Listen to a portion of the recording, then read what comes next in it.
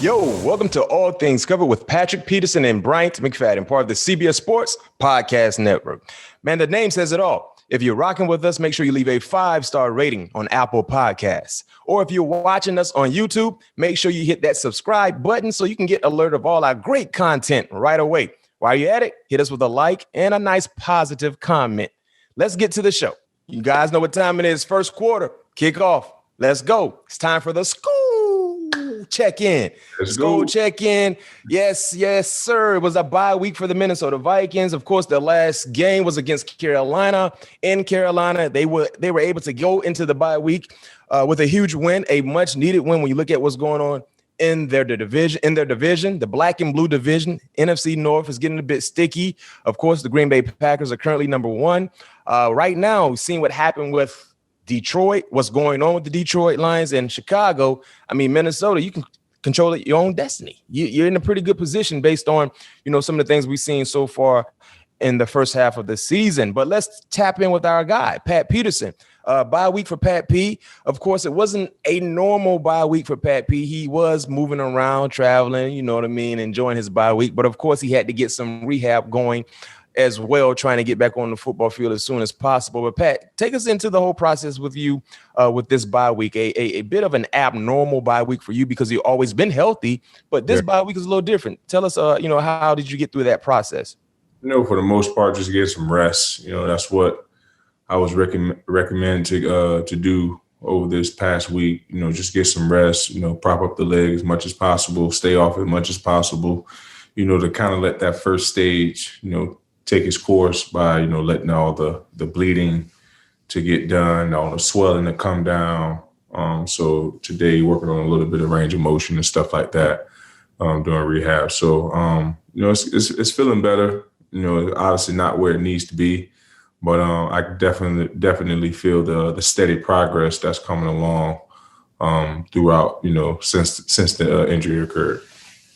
Are you on progress to be able to, get back in a timely manner, or you're kind of like, still not as optimistic? We're mentally where you are based on how your body is feeling. You feel pretty good about the process so far? Yeah, I feel great about the process so far. And about hamstring, it's a tricky muscle. It's probably one of the more trickier muscles in the body, especially with us being athletes, with that being our base, our engine. You know what I mean? And as deep as the back, having to have that thing fire at sudden movements and certain parts of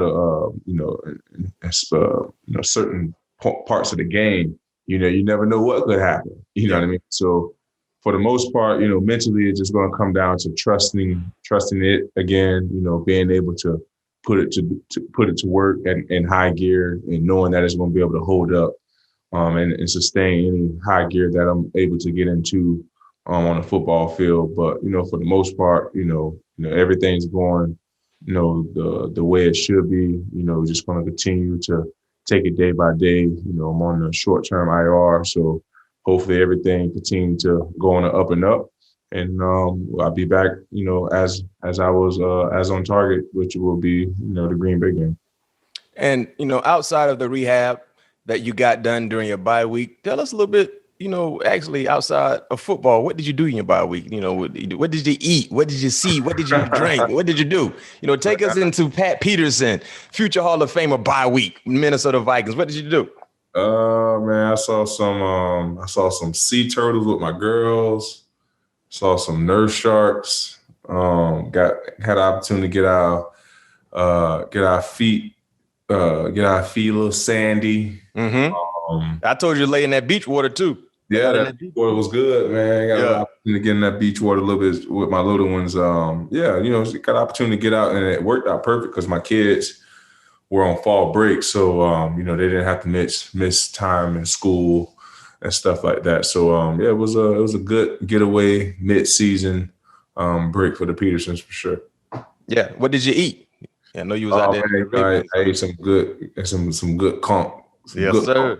Man, get some good conch fritters, man. I love them conch fritters, man, with that good sauce. Yes, sir. And that conch soup. Yeah. Yes, sir. I love that. Hey, I had some. What they had? They gave me this Bahamian breakfast soup. I can't remember the name of it. But that was pretty good. That was my first time having it after, been there quadrillion times. But that was my first time having it. It was pretty good. No question. That's all a bye week has. The bye week has to consist of relaxing, good decompressing. Food. No question. Because when you get back in it, you're back in it. Yes, what I mean? 10 January. So Pat P had a real good bye week. It's safe to say the entire team had a good bye week. We didn't hear any distractions, any type of distractions coming from the organization. Everybody's right back where they need to be, getting ready for the next ball game, which is a prime time affair. Now, it's time to kick it in gear. Second quarter Cowboys preview. Sunday night football, everybody watching. This is the first primetime game there at home. Yeah. For the Vikings. Pat, I know you feel some type of way because you can't go out there on the prime time. You know what I mean? But unfortunately, something that you can't control, but your guys will be out there playing against a very, very hot team, the Dallas Cowboys. The Cowboys, they have the number one offense in both points and yards this season. Dak Prescott has been balling. 73, completing 73% of his passes, 16 touchdowns, 4 interceptions. Ezekiel Elliott, remember, he started off a bit slow. People were saying, well, he might be a bit done. He lost a step, man. Zeke has picked it up, over 500 yards on the ground, 5 touchdowns, over 100 yards receiving, 1 receiving touchdown. CeeDee Lamb, second-year player from Oklahoma. He actually leads the team in receptions and receiving yards. 33 to be exact, receptions, 497, and receiving yards and 4 touchdowns. You can't forget about vet Amari Cooper, South Florida native. He has 4 receiving touchdowns as well. You had an opportunity to play against the Cowboys last year, not with Dak Prescott, but some of these other guys were there. What did you remember about that ball game a year ago when you played against the Cowboys there in Arlington? The offense was a little different, obviously with the backup quarterback in Andy Dalton.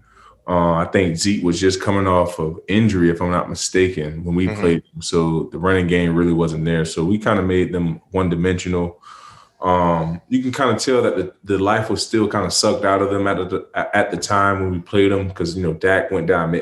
I want to say maybe the week before, maybe 2 weeks prior. I think it was 2 weeks to us playing them. Yeah, 2 weeks to us prior to us playing them. So you can kind of tell, the after effects was still there. So we didn't obviously get the best Cowboys team, but the guys that was on the field, obviously, Amari Cooper, one of the best route runners in the game. CeeDee Lamb is starting to become into his own.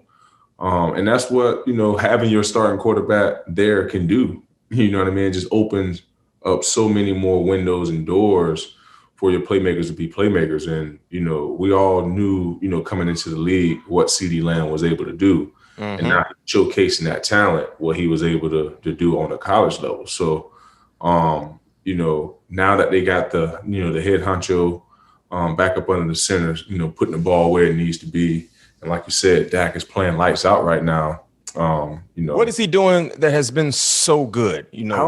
I don't think he's doing nothing different before when he went out. He was playing lights out then. You're right. Defense, right. The defense was bad. This is just who he is. Yes, the defense was just bad, and over his career, his numbers are there. It's not like he's doing. Obviously, he's doing great things. Counting into what he has been able to overcome with the injury of last year. But the first 4 games. Hell, Dak was on pace to break the league's record in passing yards. Let's not forget about that. You know what I mean? He was putting up crazy numbers. Yeah, the defense maybe was playing bad and, coming from behind in a lot of games. But at the same time, you still got to complete the throws. You still got to put the ball where it needs to be. I can care less what the score is. But, Dak is just picking up what he left off last year. I agree. You can tell he's very comfortable in the scheme. Kellen Moore has a good rapport with them. You can just tell that those guys are definitely hitting their stride. Yeah, I mean, Dak Prescott has career highs this year in his completion percentage, touchdown and yards per games, yards per attempt so far. And talking about how impressive he's been, how do you game plan for a legit duo of pass catchers when you talk about they both could be considered number ones? Amari Cooper and CeeDee Lamb. They both are number ones in my opinion. But how do you game plan for an offense that has basically two number ones? Man, you just want to be able to tell your pass rushers, get to the quarterback as fast as possible. Yes. But at the end of the day, you can't double guard. You can't double cover both of them. You only can stand man for so long. Then if you drop back in the zone, the good ones are good enough to find the holes in the zones, especially if the quarterback got the time to deliver the ball where it needs to go. So for the most part, this is where where the pass rushes can be really, really effective. Making the quarterback uncomfortable in the pocket. Not giving him the ability to set his feet. Just making the pocket dirty as possible. Mm-hmm. In my opinion, that makes our job that much easier because I know we're going to be tight on coverage. Mm-hmm. If the ball ain't where the quarterback wants it to be, it give us that much more of a better opportunity of making a play on the ball. So, Everson, D Hunt, hopefully I don't know if Michael's coming back this week. Yeah. But ET, those guys will have to make it dirty for him. Make it dirty for him. And, that's going to allow us to play a little bit tighter to coverage and be able to make plays on the ball. And talking about making plays on the ball against these electrifying wide receivers, you're not in the lineup, big hole, big void to fill. But Cam Dantzler, he gets his number called. What does Cam Dantzler need to do to be effective as he replaces you playing the cornerback position? Man, Cam just got to go in there and be Cam. You can't be focusing, on, the past or what could have happened or, the opportunity that however you felt, Mm-hmm.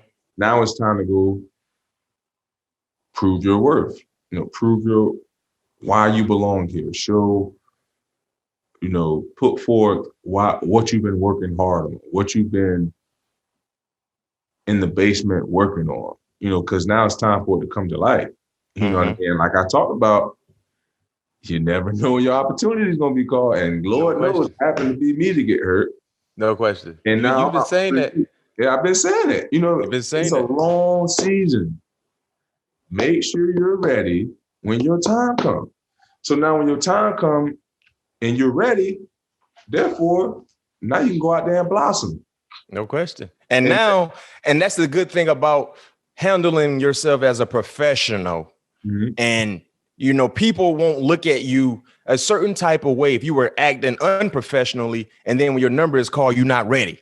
Now you're going to face an onslaught of criticism. Oh, man. They're going to come at you. They're going to come at you from every which way, right? But if you handle yourself as a professional, and I know it was a bit emotional for him because he wanted to play, but he didn't do anything to tarnish his image around the organization and not just go out and play football. He had a real good quote coming from Peterson, Dantzler on Peterson. He said, Pat basically said, just told me to go out and do what I do best, go out there, be confident, play with swagger, just be Cam and go out there and play ball.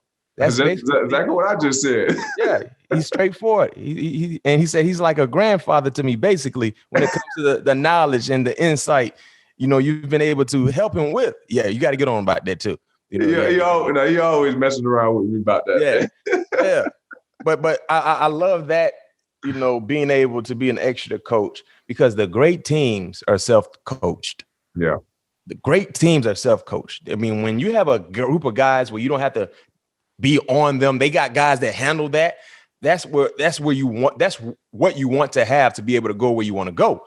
So Hopefully he has his big boy pads on and he just played. That's the most important thing about playing cornerback. I've seen average guys play top level play with confidence. Oh, yeah. Oh, my goodness. Yeah. I tell my daughter that every day, man. Every morning before I kiss her and walk out of the house for work, I say have confidence. I don't care whatever goes to fail. Allow it to manifest. And you talked about this before on some shows ago, long time ago. How important is it for a cornerback to get his hands on the football early? Yeah. Because now I was already confident. Yeah. But now I'm like, okay, yeah. About to be one. Don't almost catch a pick in the first drive. How Beyonce said, I'm feeling myself. If you almost caught a pick in that first drive, if you do go get one, oh man, it's like a batter coming up to the plate. Home run his first at bat. Bow. Confidence through the roof. No question. And that's what you got to do. You got to find a way to get yourself going. I'm excited for Cam Dantzler. I was really high on him coming out of Mississippi State. Got coached by my good friend Terrell Buckley. Now it's his time, and it's on a national stage. Lights going to be super bright Monday night. Super bright. Outside of Cam, any other keys defensively, that you believe will step up or need to have a pretty big ball game to really try to neutralize this Cowboys offense? Any other keys on defense? I think, obviously, with me sitting out, my keys to victory is obviously you got to be able to neutralize the run game. First and foremost, as good as Dak is of a year that he's having, throwing the ball, stopping the run and forcing teams to throw the ball, it gives you that much more opportunities of making plays on the ball. The ball's out traveling in the air, you get a strip sack, you get a pick, PBU. I think that's going to be big for us. I think third downs is going to be huge for us. Yeah. We got to be under 40%, under 30%, to have a successful outing, because it's like you said, it's the number one offense. So we got to get off the field. You know what I mean?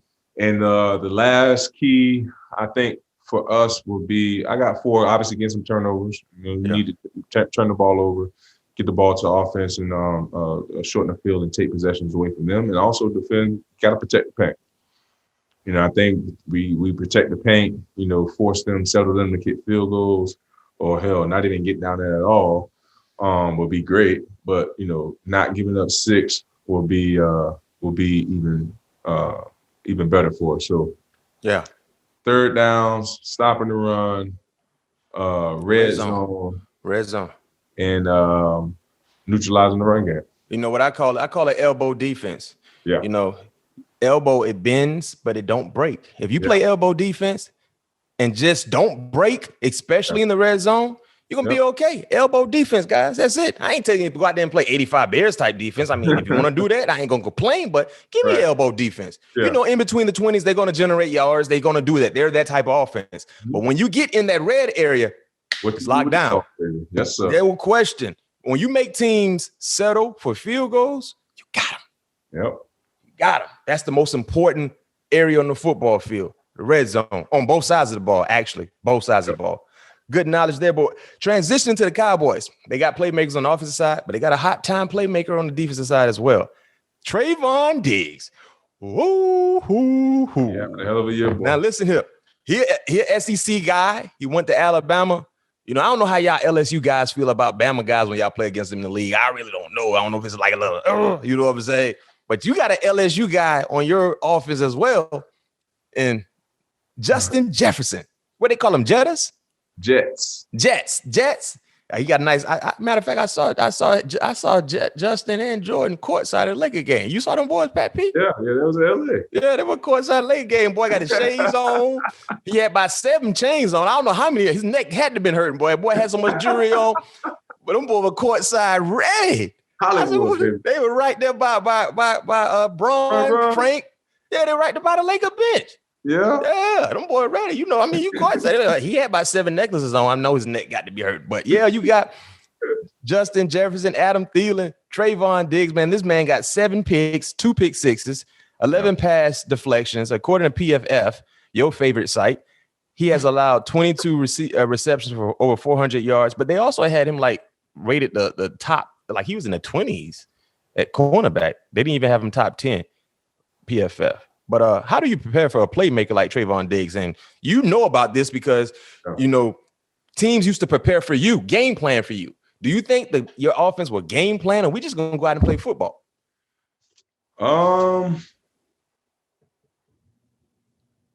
That's a good question. I haven't obviously had the opportunity to watch him play, saw a lot of the highlights of his picks. Great picks, especially the one he had against I think it's Carolina he stepped in front of that hitch. Ooh, that thing was pretty. But he had a few had against the Patriots was nice. All those are highlight plays. Those are some nice interceptions. Mm-hmm. So I haven't obviously had the opportunity to see how he plays throughout the course of a game. Is he a gambler? Yeah. Is he a guy that strictly, fallbacks on his technique? Yeah. So I really I don't understand. I don't know how I can give you a breakdown on who he is. He is a wide receiver playing cornerback. Okay. And I don't mean that as a slight. It's just that his ball skills are like that. Anytime the ball is going in his area, he turns into the wide receiver. Yeah. He does a great job locating the ball. He does a great job in attacking the ball. And now his technique has really improved. I was high on Trevon coming out of Bama. That year, his junior year, I thought he was one of the best cornerbacks in the country. And then he broke his leg, his ankle or something like that, had a fracture, he had to sit down and he came back and he still balled out. Somehow or another, he went in the second round. I don't know what these scouts are looking at, but he was a former wide receiver. He didn't play cornerback until he went to Alabama. Yeah. That's another one that Nick Saban, remember we had Marcus Spears on the show. Nick Saban told Marcus Spears, like, yo, you need to play D-line.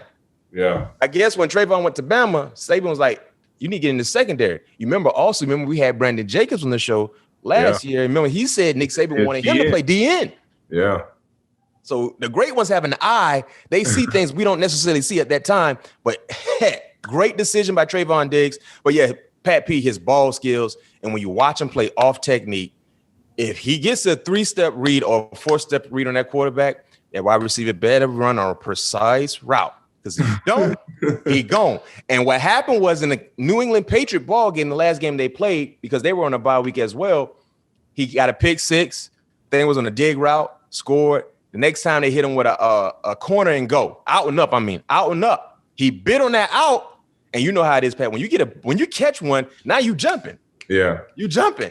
He bit on the out, and that's how they ended up scoring that touchdown to make it a tie game. I don't know if you saw that highlight. But what I love about Trevon, man, the ball skills that he's displaying in his eyes, he turns into a wide receiver.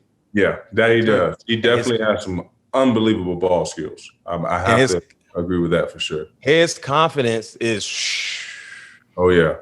It's high. So that when 18 and 7 get up there, and one thing I like about 18, ain't no friends out there. Ain't like we dapping each other up after a play. No, bro. He like, you know how I love that about him, man. We ain't friends, bro. It's kind of you got that Louisiana accent, man. Jet's looking to kill, and when you wake him up, I gotta get a nickname for him next. You gotta get him fired up too. You gotta go ahead and talk to him and like, man. You know what? I know how to get him fired up too. I got a nickname. I already gave Cookie Monster his name. Yeah, you gave Cookie Monster his name. What about Adam Thielen? Can we get Adam Thielen a name? Man, we gonna call him Robin Hood. Man, you know one thing I love about Adam Thielen. I'm gonna tell you this much right here. One thing I love about Adam Thielen, and somehow or another I get Adam on one of my fantasy teams every year. He never disappoints me. Adam Thielen is like that Grand Marquis. It's durable. It's gonna get you where you need to go. Oh yeah. It might not be the flashiest, but when you get in it, if you in for a long road trip, AC gonna pipe. AC gonna pipe. Ride smooth. Them leather seats gonna feel good on the back. It might not be working. No question. That Grand Marquis boy is dependable. Yes, sir. That's all I want, Pat P. Give me something that's dependable in any phase of my life. Give me something that's dependable. 19, especially in the red zone. Oh yeah, he a red zone killer now. Boy, he rocked you up decent in that red zone. Oh yeah. Boy, you don't want to play around with Adam in that red zone. Crappy. That touchdown he had in the corner though, I was like, man, come on, man. Yeah, what you supposed to do as a DB? Huh? That's one of those situations when you come to the sideline, coach be like, you got nothing to say. What you gonna tell me, coach? I remember I had a play like that against Andre Johnson in 2013, I believe. Actually, 2 of them, bro. Mm-hmm. I mean, glove coverage. The first one was they threw a fade to him. I jump up, I tip the ball. The ball is out of bounds, Mac. 3 yards out of bounds. I have no idea how this man. Oh, that is in Arizona. Yes, I know. Got my hand on the ball. Literally, the ball is 3 yards out of bounds. Yes, I know exactly what you're talking about. You literally thought the ball was going out of bounds because you kind of like pulled up, like man. And I tapped it just a little bit. Yeah. So I deflected it, like I said, I deflected the ball just a little bit, and when I did hit it, because it was Ryan Fitzpatrick was a quarterback. He kind of threw it like on the line drive. it's kind of like a back shoulder. It wasn't like one of the floaty ones. So it coming with some speed, and I kind of saw it like just at the last minute. So I tapped it, and it kind of went forward, and that sucker just stretched out like the freaking, what you call them? The girl, Elastic Man, Elastic Woman, and caught that sucker, dog. I said, no, he ain't get it there. And they replayed it, caught it. Hey, that's the thing about playing cornerback, Pat P. You never can get relaxed. Yeah. As soon as you take your foot off the gas, just a little bit, bam, freak. And then you get to the sideline, man. I do it, man. That's the ice, boy. When you play cornerback, you never can get relaxed, bro. You never can get relaxed because you're playing against someone who's just as athletic as you. Probably could be faster, could be stronger, but they're gifted. So you got to always have your foot on the gas. He's fresh. And fresh. Oh yeah, you talked about the rotate. They rotate. They rotate. Hey man, all things covered, man. I'm just telling how it is, man. Hey, it's a run play, man. They send somebody else in there, run you off. But how they do it? Oh yeah, tap their helmet. Hey, in practice, I used to tell them, hey man, if it's a run play, block me, bro. Right. Block me. Stop running me off, man. Stop doing that. Just let's lock up real quick. Let's tussle. Brother-in-law, man. Let's get some brother-in-law in there. Man, listen, man, that's the worst feeling when you put it in high gear and you look back as a run play. They run a sweep to the opposite side. You throw the ball in, I'm like, come on, man. Now the next play, 2nd and 8, almost an 80% passing down. And they bring them goons out there then. Coming up. You see them coming off the sideline, like, oh shit. Hey, what they do? They just give them a last little sip. No question. Hey, Pat P, don't be in a dome. You know that air in a dome hit a little different. That first quarter in the dome, if you ain't used to you. Hey, y'all boys better get there. Hey, they get $20 million a year, but they gonna sub in and out. They gonna be fresh. They gonna be fresh. On a serious note, though, I want to know how many plays though receivers play versus DBs in a game. The starters? Say for instance, we got a 65 play game. How many of those plays you think receivers are actually playing? If it's 65, I'll say a cool 48. Because they're going to sub when they're tired. They're definitely subbing. And they're going to sub when they just want to be on the sideline. If it's a running play, I mean, and that's the thing about some teams, they can self-scout themselves because when they bring in certain wide receivers, you already know what it is. Right. And one thing I like about Tennessee, they'll take out their top 2 guys in A.J. Brown and Julio and hit you with a play action. Yes, sir. And come out there with 22 personnel. Yes, sir. I saw that. What that game they came back on? The Bills. Hey, they'll come out there with that 22 personnel. 22 personnel for our listeners is basically 2 backs and 2 tight ends and 1 wide receiver. It's a run set. Yeah. And they take their guys out. So now as a cornerback, you might be like, oh man, this is a run play. Safety might be like it's a run play. Hit you with that play action to King Henry. Oh man. They got Baltimore like that one playoff year 2 years ago. They got Baltimore like that in Tennessee. But yeah, that's a good question, man. I would say out of 65 plays, they probably come out. They probably play around in the high 40s. I agree. In the high 40s. And another thing too, Pat, for our listeners, in the month of September, when you're not really in football shape and you got an early game, let's say it's at 1:00 in Jacksonville. Oh yeah. Or 1:00 in one of them hot spots, and these wide receivers coming in and out, but you out there. Yeah. Hamstring. And them quads getting heavy. Yes, you can't get that height on that knee. Oh man. It's over. Hey, Jefferson has played 89% of the snaps. Jamar Chase has played 86% of the snaps this year. So those 2 young guys been in there a lot. Yeah, but the veteran guys, they vets. Like Thielen has played. Dang, they go that Grand Marquis. Thielen played 96% of the snaps, Pat. Yeah, I know he's in there all the time. That Grand Marquis.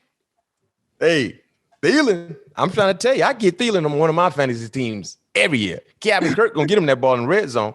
Last question for you before we get to a prediction. Will we see the Cookie Monster come out? Oh yeah. Sunday night. Cookie Monster gonna come out. Sunday night. You gotta get them fired up too now, Pat. Yeah, I'm gonna get both of them fired up.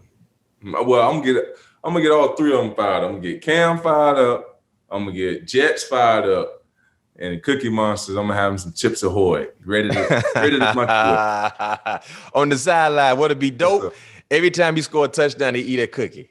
Yeah. That'd be dope. Hey, on That'd Sunday be dope. Night, hey, that can go viral.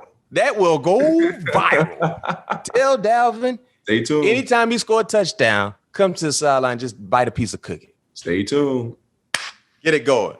Ain't I'm not dressed either, so I might have some in my jacket. Yeah, look, hey man, that thing there'll go viral for sure. He'd be on a cooking show, and before you know it, eating cookies. He have his own cookie. I'm pretty sure. Love y'all get in Minnesota. There'll be a restaurant that have a Dalvin Cook cookie. Yep. I'm just gonna tell Dalvin when he do get a little endorsement at 10%, man. Just get 10%. Yeah. And remember he said that on the All Things Covered too last week. For y'all listeners who missed the show, YouTube, check it out. It's on there. It's on the feed. Cookie Monster. He will be out Sunday night. Hey, Pat P, there are a lot of people too. That hat that you had on last week, people were saying where you got that hat from. Minnesota Viking. Last week. You had a Minnesota Viking hat on. It was pretty cool. It was satin. It was purple. With a little yellow tassel. Oh, the vintage John. Yeah. That John was that's my favorite hat right there, man. Where you get it from? Man, that's like one of my first hats I ever had. Well, that actually is the first hat that was in my locker since I got here. So that was in team my issue. I guess. Is that a snapback?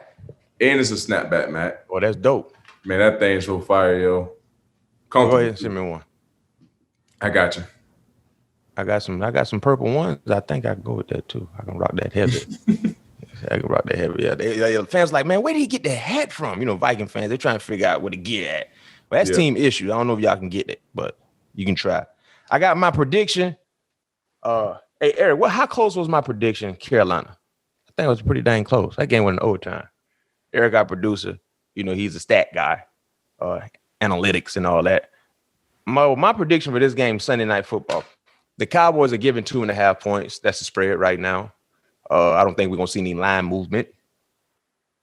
We talked about Cookie Monster. We talked about Thielen. We talked about, hey, you know who gonna quietly have a pretty good game? Who? Conklin. Oh. Yeah. Go with Tyler. Yeah, Conklin. Tight end.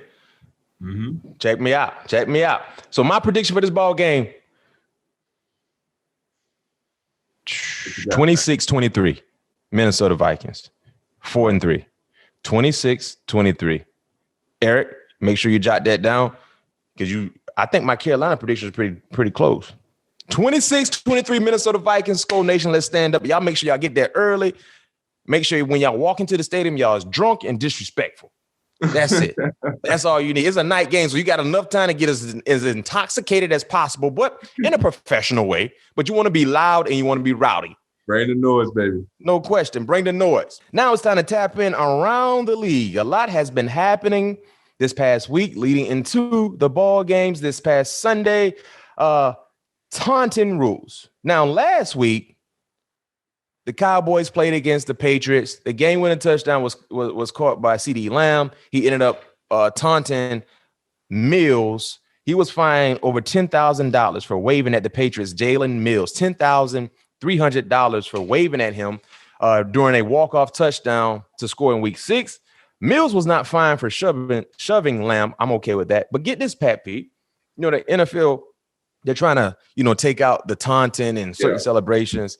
But they use the image of CeeDee waving on their social media, but then they deleted it. Yeah, it's kind of, it's kind of like, wait a minute, two sides. Now you don't want guys to celebrate, but then use that image of him waving, but then you remove it off your social media site. I know as a player, I know you. How do you feel about the new taunting rules? Is it taking some of the fun away from the game? I think it is. I mean, if it's disrespectful, yes. Yeah. You obviously don't want nothing, being, disrespectful to another player, and you want to be able to show sportsmanship and stuff like that. But it's tough, man, because there's so much energy in the game and so many ebbs and flows in the game and so many different situations, scenarios that can go on, and just at that time, it's hard to hold back whatever's coming through, going through your body. You know what I mean? I agree. The only thing I would say is just obviously, let's not be disrespectful to it. I don't think the waving is disrespectful. I don't think he should have been fined $10,000. I mean, my thing is this, if you're disrespecting the game, that's one thing. Yeah. You should be able to celebrate and show emotions. Heck, what's the owner name from the Giants? Jim Mora? Uh-huh. I think he was definitely on the front line of the committee and trying to get this rule in place. But I heard the Giants' last game against the Rams, he ended up showed so much emotion. He kicked the trash can from one side of the room to the other side of the room. He should have got fined for doing that. You can't control his emotions. Like, my thing is this: how do you think players feel that they're actually involved in the game in the heat of a moment? How do you think their emotions are feeling, especially when they do something good or something bad happens? Fans do it all the time. Think about how many fans get in a fight in the stadium. Think about how many fans get in a verbal altercation at home or in a bar because they're emotionally tied to the game, but they're not actually playing. My thing is this: don't take the emotions out of the ball game. If it's something that's not disrespectful to the player that gave up the play, they should be able to have fun.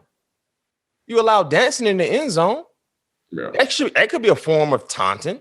So I don't like it at all, but it is what it is for this season. Let's see if they kind of change the rules just a little bit. In other news, down in Tampa, boy, Tom Brady. I don't know what type of water Tom Brady drinking, but boy, if I can get my hand just on a 12-pack. Hey, man, Tom Brady in South Florida, got that good sun, man. You got to worry about that snow no more. And that good sun, that good weather all year round, man. Tom Brady is playing like an MVP. I think if the season was to end today, he is the league MVP. He threw his 600 career touchdown pass to Mike Evans. Evans gave the ball to a fan in the stands. Bucs officials came over and asked for the ball. The fan gave it back as he was promised another game ball, a signed jersey, and $1,000 gift card to the team's store. Tom Brady said after the game, the fan was going to get something nice in return, so we'll get him a helmet or a couple of jerseys or some other stuff. It's really cool of him to do that, right? But get this, though, Pat P. I saw this, man. The ball is estimated to be basically $500,000, $500,000, and could be worth up to $900,000. Now, Pat P, your regular Pat P, just working a 9 to 5, or you could have just graduated college. Mike Evans hands you the football in the end zone. You just trying to get your life going. They ask you to return the ball back. What are you doing? I think I give it back because at the time, obviously, we don't, as a kid, I think that kid looked like he was about no more than 15. So my thing is, he don't know that ball worth that much money. Okay, well, let's flip it then. Let's say the kid is your son, right? Yeah. You the father, you there. You know about the game. You know about Tom Brady. They ask you for the football. They ask your son for the football. You right there. What are you doing? Now you the guardian. Yeah, I'm the guardian. I would have told him to get the ball back too. As long as my son got another football signed from Tom Brady, we gonna be a part of that history. Like, we had that ball that was worth $500,000, but we gave it back to the guy. Obviously, the ball would never be sold, in my opinion, because that's 600 touchdown. Who he ended up passing? I don't know who he passed, but so he ended up passing another milestone in the NFL. So that ball is going in his house. So, with him being the player that he is, Tom Brady, I know that ball is much more special to him than $500,000. Well, actually, Byron Kennedy is his name. He's 29 years old. It looked like he was a kid, though. No. Byron was he's 29. With the this is not looking. Because remember when Mike first gave no. The play you talking about was the third touchdown that Mike Evans caught when he handed to the kid. Okay. Yes. I didn't see this one there. Yeah, I didn't see the one he actually. This was the first one. This was the first one, right? So he handed to Byron Kennedy, who's 29 years old.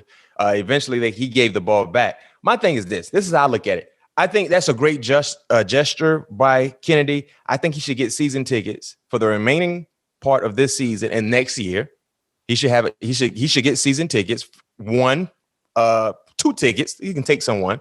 He should get everything that they gave him, signed jersey, helmets, all of that. You know what I mean? And the gift card to the store. But he should get season tickets. Yeah. The organization should do him that. Right? I agree.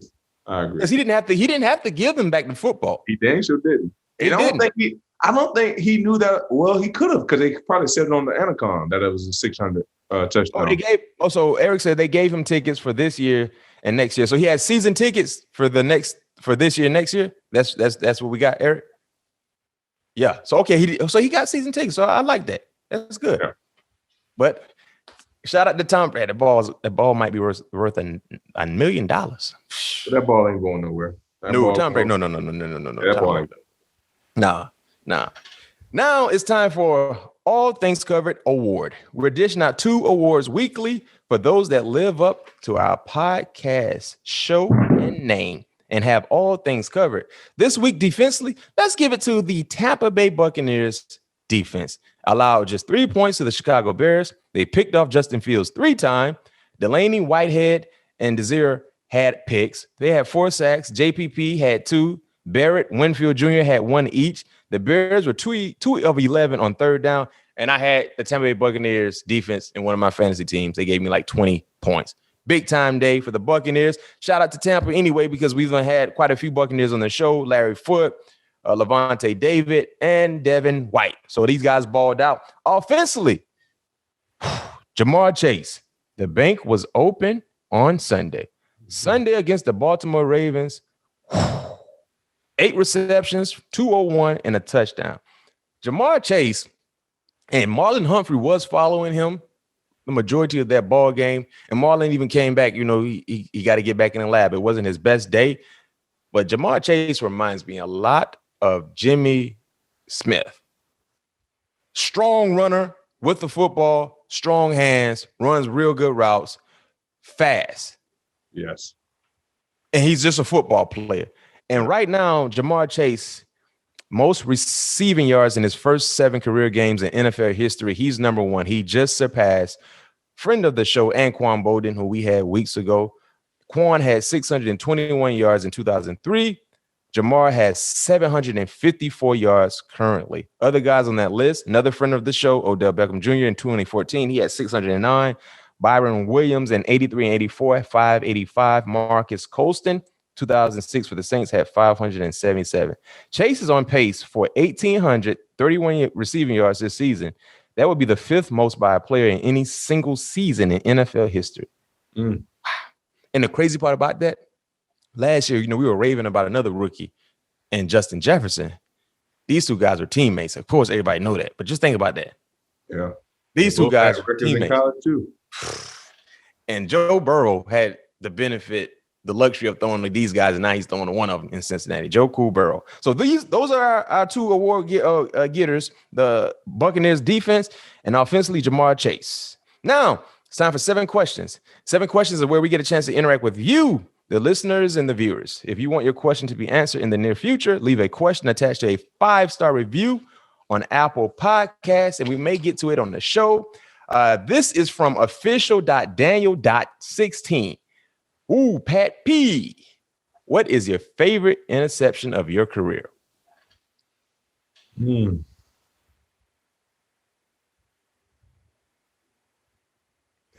that's tough. It's tough to have like one favorite one because I got like 5 of them that I really, really love. I know what my favorite one of you is. You give me your favorite one first. Playing against one of the fastest guys in the league. Oh, he's good one. The Bills and Buffalo, that one-hander. Yeah, and you got 2 feet inbounds. Yeah. Tony toe tap. Yeah, that's one of my favorites. You never brought the other hand on the ball. You caught it and just cratered it and got both feet in. The thing that I like about it is not the catch was phenomenal, but the line of scrimmage game at the point of attack, playing bumper run when you're playing against speed, and when he opened you up after you jam. You put your head down and you was like, "It's go, go time." And I don't know. I know Marquise was a 4.2. Now you told me you done ran close to 4.2s in your day, but boy, you know how you was looking when you ran that 40 at Indy. Yeah, that head was like this here, and you was like, "Is this a go ball?" I'm beating him at the point. He's not about to get on top of me. I'm on top of him, and that right there was like because you were playing against speed. Yeah. Yeah, that's one of my favorites. The one I had against the Rams for my second one, where Larry thought he almost had that opportunity of picking off, I tipped it to myself. That was one of my favorites. And you scored with that one, right? Yeah, I scored with that. That was a pick 6. Another one of my favorites was against Calvin Johnson, my first time when I played against him. And that freaking should have ran it back, but he tripped me up at the 2-yard line. My other one was my last time playing against him. Detroit, the fake ball? Back shoulder. Back shoulder. Yeah. And, you know, as a DB, you always want to pick off that back shoulder. Yeah. And for me to pick, because that's like one of the hardest passes to defend as a DB, in my opinion. And for me to pick off that game in his last season, you know, as a ball player, I thought that's pretty, you know, monumental to me. You had them high white socks on too. Yeah, your drone game was on point. My last favorite one. I'll probably go with the one, and it didn't count though, but the one at Green Bay, the pick six 99-yarder. You had a pick six 99? It was in the playoff game, man. It was right before halftime, and Frosty got legal hands. Oh, yeah. On the Cardinals sideline. Yeah, man. So, although that one didn't count, and the crazy thing about that play, I kid you not, man, I woke up that morning because it was a night game. And I walked my dog. I didn't have Kobe at the time. I had my two little ones, my two little Barkers. The little Yorkies. Yeah, Yorkie and Toy Poodle. So I'm walking them that morning or whatever. I just came back from the hotel walking that morning. I don't know what it was. Just something just came across me.